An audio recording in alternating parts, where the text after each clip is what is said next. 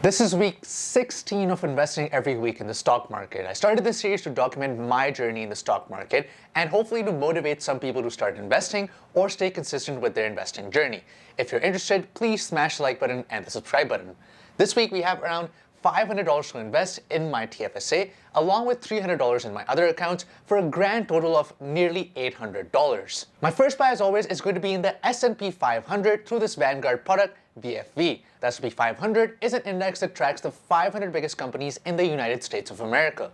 Tech, financials, banking, insurance, consumer goods, any industry that you can think of is included in the S&P 500. Historically, this index has returned 10% on average for the last 40 years. If you look at just the last year, this is up nearly 30% for me, and the last 5 years, it's up nearly 92%. Of course, I am not claiming that the S&P 500 is going to return 100% per year for the next 5 years, but I do think I want to partake in that 10% per year return as a younger investor. Hopefully, 30 years from now, this position is going to be worth millions of dollars. Fingers crossed. So I'm going to buy one share of the S&P 500 to the order and done. My next buy is going to be in the NASDAQ 100. The NASDAQ 100, much like the S&P 500, tracks the 100 biggest companies in the United States of America. I like this ETF, HXQ, that is a global X product, but there's many ETF providers out there that let you partake in the NASDAQ 100. One thing to note about this ETF is that this is primarily tech focused. If tech is not your jam and you think tech is overvalued, you might want to stay away from the NASDAQ 100. But I think tech is the now, the past, and will be the future as well. Any forward-looking industry like AI, data, automation, robotics, literally anything that you can think of, even ESG and environmental industries have a lot of technological elements. So if humankind does well in the future, I think technology has to do well. It's a correlation. If you look at the yearly performance, I'm up 30% on this, and the 5-year chart is absolutely nutty at around 150%. But I don't think this is going to be reflective of future returns. I do not expect a 150% return for the next 5 years. I do think, however, tech is going to be the future. And for that reason, I'm going to buy one share of the NASDAQ 100 to the order and done. My next buy is going to be in a leveraged S&P 500 ETF through this ETF called USSL. This is once again a global X product, an ETF that tracks the S&P 500 with 25% leverage. What does leverage mean? Leverage is an instrument that you can use to add on to your returns. Essentially, the ETF provider buys more shares of the underlying holding to give your returns a boost. For example, this ETF is 25% leverage. That means if the S&P 500 goes up 10%, this ETF is going to go up 12.5%. The opposite is also true though. If the index goes down 10%, this ETF is going to go down 12.5%. You can see the pros and cons here, but for a younger investor like myself that is not going to see this money in the next 5 or 10 years, hopefully, I do believe that modest leverage is going to magnify the returns of the S&P 500, which is why I'm going to buy 2 shares of USSL to the order and done. My next buy is going to be in a leveraged NASDAQ 100 ETF through this ETF called QQQL. Once again, a global X product, once again, 25% leverage. The investment thesis is pretty similar to the S&P 500 leverage ETF. I do think the NASDAQ 100 is going to have positive returns in the coming decade, 2 or even 3 decades. And if I add on leverage to that, modest leverage, I think it's going to magnify my returns. Companies like Apple, Microsoft, Nvidia, Microsoft, I said Microsoft twice because this is how important Microsoft is to the work that we do as employees and also as individuals. We use Google, we use Microsoft, we use Apple literally every day in our lives, and I don't think this is going to change in the future as well. With companies like OpenAI also partnering with Microsoft, Google, and big tech companies, I just think they're going to have sort of a oligopoly, unfortunately, when it comes to the returns that they're going to generate in the stock market. And for that reason, I'm going to buy 2 shares of QQQL to the order and done. My next buy is going to be in a leveraged covered call ETF through this ETF HYLD. That is a Hamilton ETF's product. We know what leverage means. What is a covered call ETF?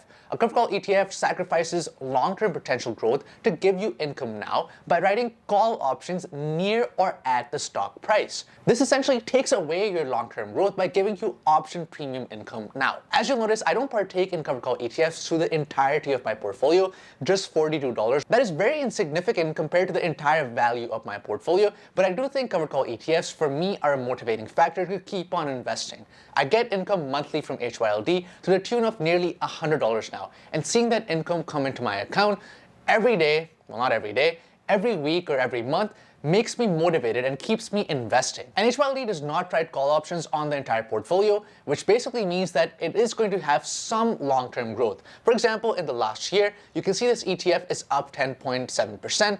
The S&P 500 is up more than that, but this ETF also has a yield of 12%.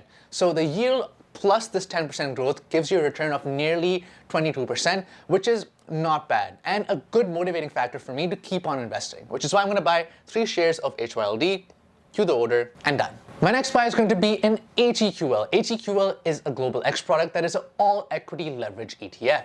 Once again, leverage adds on to the return of this ETF, but what does all equity mean? All equity essentially means that this ETF holds not just Canadian and US holdings, this also has international exposure. Something you'll notice with my portfolio is that I love the United States, I also like Canada because I live in Canada, but I also want to partake in international markets just in case they do well in the coming decade or two. Developing economies like Vietnam, for example, other economies in Asia, Africa, South America, you never know where the next big growth is going to be when it comes to the stock market. This ETF HQL has around 30% exposure to the international markets, and I want to partake in them just in case they take off. So I'm going to buy 2 shares of HEQL, queue the order, and done. My next buy is going to be in VDY. This is a Vanguard product tracking the FTSE Canadian High Dividend Yield Index. In simpler terms, this tracks the TSX 60 or the Canadian version of the S&P 500. Banks, telecoms, energy companies, all the oligopolies that I love and adore in Canada are included in this ETF. Historically, this has not done bad. In the past year, this has returned 21.32%, and if you look at the 5-year chart, it is up 35.67%, but the real kicker is that the yield, the dividend yield of this ETF is around 4.3 to 4.5% depending on the price of the ETF. Canadian companies in general pay a larger dividend since that is where most of the return is generated in the Canadian economy, paying out to shareholders, and I do think that this yield is going to be sustainable for this Vanguard ETF in the future. Living in Canada, there's a lot of uncertainty right now, specifically with tariffs and other threats made by the United States, but I think that in the future, this is going to be just a bump in the road for the Canadian economy. Industry is still strong, Canada has tons of natural resources and good labor as well, and I want to partake in the Canadian economy. So I'm going to buy 1 share of VDY, queue the order, and done. My next buy is going to be in QQCL. This is a global X product tracking the Nasdaq 100 and is a covered call ETF. Much like HYLD, this writes covered calls on the Nasdaq 100 index. As you can see, in the last year, it has returned decent at around 17% because it doesn't write call options on the entirety of the portfolio, but it does write call options enough to give me decent income now. The dividend yield is around 11.5%, an added bonus to keep on holding onto the stock. Most of my money, like I said, is still invested in the Nasdaq 100. This covered call ETF is just an opportunity to extract some of those gains and give me the return now to keep me motivated to invest. So I'm going to buy 1 share of QQCL, queue the order, and done. My last buy in my RRSP or my retirement account is going to be HDIV, a Hamilton ETFs product that is a covered call ETF tracking the TSX 60 pretty much. The strategy that I have is pretty clear now, hopefully. I buy 3 major indices, the S&P 500, the Nasdaq 100, and the TSX 60. I then buy ETFs writing call options on them. So HDIV is my ETF that writes call options on the TSX 60 or majorly Canadian holdings. In the past year, it has returned decent at around 16%, plus the 10%, 11% dividend yield that it has gives me a nice return of around 26% for the year.